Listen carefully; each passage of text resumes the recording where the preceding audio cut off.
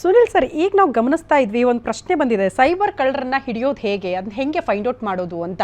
But ನಾನು ಒಂದು ಮಾತು ಸರ್, ಈ ಶ್ರೀಕಿ ಬಿಟ್ಕಾಯಿನ್ ವಿಚಾರಕ್ಕೆ ಸಂಬಂಧಪಟ್ಟಂತೆ ಈ ವೆಬ್ಸೈಟ್ಗಳನ್ನು ಹ್ಯಾಕ್ ಮಾಡ್ತಾ ಇದ್ದ ಸರ್ಕಾರಿ ಮತ್ತು ಪೊಲೀಸ್ ಡಿಪಾರ್ಟ್ಮೆಂಟ್ ಎಲ್ಲ ಡಿಪಾರ್ಟ್ಮೆಂಟ್ಗಳ ಇದನ್ನೇ ಅಕೌಂಟ ಆತ ಹ್ಯಾಕ್ ಮಾಡ್ದ ಅಂತ.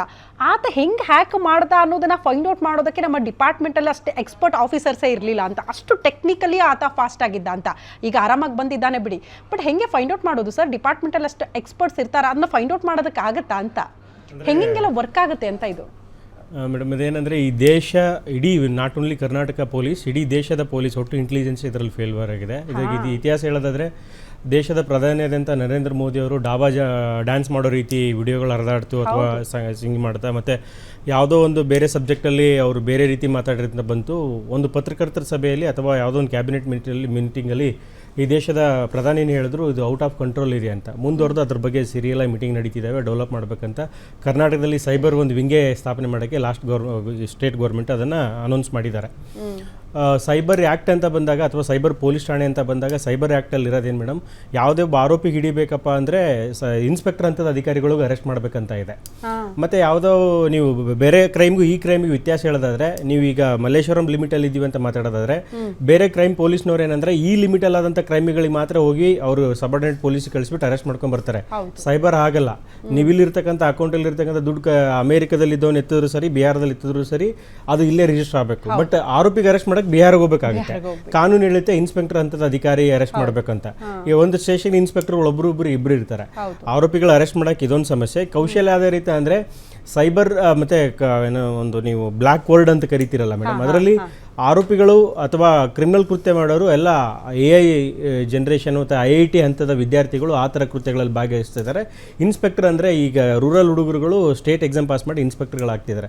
ಅದು ಸೈಬರ್ ಎಕ್ಸ್ಪರ್ಟ್ಗಳು ಮತ್ತು ಸೈಬರ್ ಕ್ರೈಮ್ ಮಧ್ಯೆ ಯಾವತ್ತೂ ಒಂದು ರೀತಿಯ ದೊಡ್ಡ ಡಿಫ್ರೆನ್ಸ್ ಇದೆ ಮೇಡಮ್. ಕರೆಕ್ಟ್. ಓಕೆ, ವಾಪಸ್ ಬರ್ತೀನಿ ಸರ್. ಹರ್ಷ ಅವರು ಇದ್ದಾರೆ. ಹರ್ಷ ಸರ್, ದೇಶದ ಆಸ್ತಿ ಅಂದರೆ ಯುವ ಶಕ್ತಿ ಅಂತ ಯಾವಾಗಲೂ ಕೂಡ ನಮ್ಮ ಪ್ರಧಾನಿ ನರೇಂದ್ರ ಮೋದಿ ಅವರ ಆದಿಯಾಗಿ ಎಲ್ಲ ನಾಯಕರು ಕೂಡ ಹಾಗೆ ಹೇಳ್ತಾರೆ, ಯುವ ಪೀಳಿಗೆನೇ ನಮ್ಮ ದೇಶದ ಶಕ್ತಿ ಅಂತ. ದೇಶದ ಒಳಗಡೆ ಇರುವಂತಹ ಭಯೋತ್ಪಾದಕ ಚಟುವಟಿಕೆಗಳನ್ನ ಮಟ್ಟ ಹಾಕಬೇಕು, ಅದು ದೇಶ ವಿರೋಧಿ ಕೆಲಸ ಅಂತ ನಾವು ಹೇಳ್ತೀವಿ ಸರ್. ಒಳಗಡೆ ಯುವ ಸಮೂಹವನ್ನೇ ಕುಗ್ಗಿಸೋ ಪ್ರಯತ್ನಗಳು ಈ ಆ್ಯಪ್ಗಳಿಂದ ಆಗುತ್ತಾ? ಒಂದು ದೇಶದ ಅವನತಿಗೆ ಯುವ ಪೀಳಿಗೆಯನ್ನ ಕಂಪ್ಲೀಟ್ ಆಗಿ ನಾಶ ಮಾಡಿಬಿಟ್ರೆ ಆ ದೇಶದ ಪರಿಸ್ಥಿತಿ ಏನು ಅನ್ನೋದು ಕೂಡ ಪ್ರಶ್ನೆ ಆಗುತ್ತೆ ಅಲ್ವಾ? ಹೌದು, ನೀವು ಹೇಳ್ತಿರೋದು ನೂರು ಸತ್ಯ. ಯಾಕೆಂದ್ರೆ ನಾ ಇದೇ ವಿಚಾರವಾಗಿ 2024 ಜಾನ್ವರಿನಲ್ಲಿ ಒಂದು ರಿಸರ್ಚ್ ಪಬ್ಲಿಷ್ ಆಯ್ತು. ಇವತ್ತಿಗೂ ನಾವು ಹುಡುಕಿದ್ರೆ ನಿಮ್ಗೆ ಇಂಟರ್ನೆಟ್ ಅಲ್ಲ ರಿಸರ್ಚ್ ಪೇಪರ್ ಸಿಗುತ್ತೆ. ಸೊ ಆ ಒಬ್ರು ರಿಸರ್ಚರ್ ಏನಿದೆ, ಅವರೊಂದು ಸರ್ವೆ ಕಂಡಕ್ಟ್ ಮಾಡಿದ್ರು, ಮತ್ತೆ ಅಸೋಸಿಯೇಟೆಡ್ ರಿಸರ್ಚ್ ಕೂಡ ಕಂಡಕ್ಟ್ ಮಾಡಿದ್ರು. ಈ ರಿಸರ್ಚ್ ಪ್ರಕಾರ ಏನ್ ಗೊತ್ತಾಯ್ತು ನಮ್ಗೆ ಜಾನ್ವರಿ 2024 ನಲ್ಲಿ ಅಂದ್ರೆ, ನಮ್ಮ ಇಂಡಿಯಾದಲ್ಲಿ 1.3 ರಿಂದ 19.9% ವರ್ಗುನು ಇಂಡಿಯಾದಲ್ಲಿ ಈ ಆನ್ಲೈನ್ ಗೇಮಿಂಗ್ ಅಥವಾ ಗ್ಯಾಂಬ್ಲಿಂಗ್ ಯೂತ್ಗಳು ಗ್ರೋ ಆಗ್ತಿದ್ದಾರೆ, ಈ ಒಂದು ವಿಚಾರಕ್ಕೆ ಅಡಿಕ್ಟ್ ಆಗ್ತಿದ್ದಾರೆ ಅನ್ನೋದು ನಮ್ಗೆ ಕಂಡು ಬಂತು. ಆಕ್ಚುಲಿ ಇದನ್ನೇ ನಾವು ದೇಶಕ್ಕೆ ಹೋಲಿಸ್ಕೊಂಡ್ರೆ ದೇಶದಲ್ಲಿ 1 ರಿಂದ 3% ಇನ್ಕ್ರೀಸ್ ಆಗ್ತಿತ್ತು ಈ ಅಡಿಕ್ಷನ್. ಬಟ್ ಇಂಡಿಯಾದಲ್ಲಿ 1.3 ರಿಂದ 19.9. ಇಲ್ಲಿ ನೀವು ಕಂಪ್ಯಾರಿಸನ್ ಅಲ್ಲಿ ಅರ್ಥ ಮಾಡ್ಕೋಬಹುದು ನಮ್ಮ ಇಂಡಿಯನ್ ಯೂತ್ ಯಾವ ಕಡೆಗೆ ಎಷ್ಟು ಫಾಸ್ಟ್ ಆಗಿ ಹೋಗ್ತಿದೆ ಅಂತ. ನಾನು 2024 ಜಾನ್ವರಿದು ರಿಸರ್ಚ್ ಹೇಳ್ತಾ ಇರೋದು. ಸೊ ಇದು ಒಂದು ನಮ್ಗೆ ಎವಿಡೆನ್ಸ್ ಆಗುತ್ತೆ ದಟ್ ಹೌದು ನಮ್ಮ ಯೂತ್ ಈ ಒಂದು ತೊಂದರೆಗೆ ಒಳಗಾಗ್ತಿದ್ದಾರೆ ಅಂತ. ಇನ್ನೊಂದು ನೀವು ಹೇಳಿದ್ರಿ, ಈ ಒಂದು ದೇಶದ್ದು ಯೂತ್ ನ ಕುಗ್ಗಿಸೋದ್ರಿಂದ ದೇಶನೇ ಕುಗ್ಗಿಸಬಹುದು ಅಂತ. ಅದು ಒಂದೇ ಮಾತಲ್ಲಿ ಹೇಳ್ಬೇಕಂದ್ರೆ ಭಯೋತ್ಪಾದಕ ಚಟುವಟಿಕೆಗಳಿಂದಲೂ ಕೂಡ ವೆರಿ ಡೇಂಜರಸ್ ಅಂತ ಅನ್ಸುತ್ತೆ ಈ ಆನ್ಲೈನ್ ಗ್ಯಾಂಬ್ಲಿಂಗ್ ತಾವ್ ಹೇಳ್ತಾ ಇರೋದು. ಹೌದು, ಸೈಬರ್ ವಾರ್ ಅಂತಾನೆ ನೀವು ಕರಿಬಹುದು. ಯಾಕಂದ್ರೆ ಇವತ್ತು ಇಂಟರ್ನೆಟ್ ಅಥವಾ ಸೈಬರ್ ಬಂದು ಅದೇ ಒಂದು ಎಕೋಸಿಸ್ಟಮ್ ಆಗಿದೆ. ಇವತ್ತು ಹೇಗೆ ಒಂದು ನಿಜ ಜೀವನ ಒಂದು ಎಕೋಸಿಸ್ಟಮ್, ಹೊರಗಡೆ ಒಂದು ಸಮಾಜ ಇದೆ, ಅದೇ ತರ ಈಗ ಆನ್ಲೈನ್ ಅಲ್ಲಿ ಇಂಟರ್ನೆಟ್ ಅಲ್ಲೇ ಒಂದು ಸಮಾಜ ನಡೀತಾ ಇದೆ.